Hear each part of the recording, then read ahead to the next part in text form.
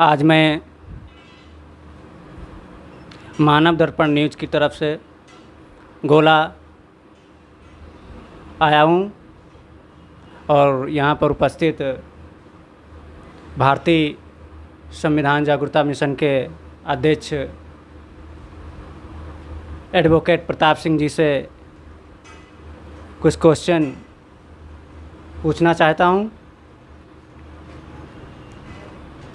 भारतीय संविधान में जो बाबा साहब ने अनुसूची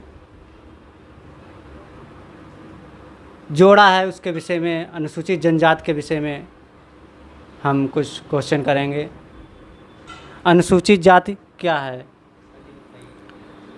देखिए, भारत के संविधान में जो बाबा साहब ने अनुसूचित वर्ग की जो व्याख्या की है, अनुसूचित वर्ग है क्या?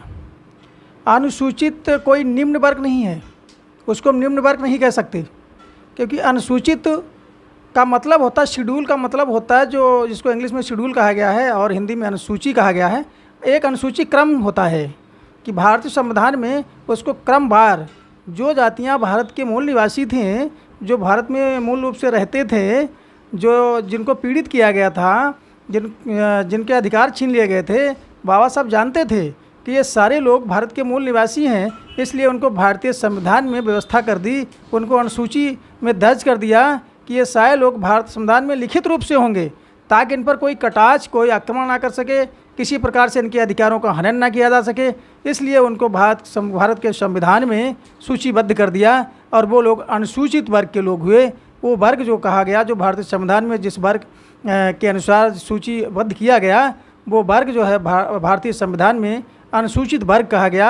अनुसूचित शेड्यूल कास्ट उसको कहा गया, शेड्यूल कास्ट कहा गया। तो इस प्रकार से जो है ट्रिबल कास्ट कहा गया है, जनजाति कहा गया है। तो इस प्रकार से वो लोग जनजाति पिछड़ा वर्ग लोग कहे गए हैं, क्योंकि वो वर्ग उन्होंने जो विभाजित किया वो इसलिए विभाजित किया कि जो आर्थिक स्थिति के आधार पर उस वर्ग को विभाजित किया था।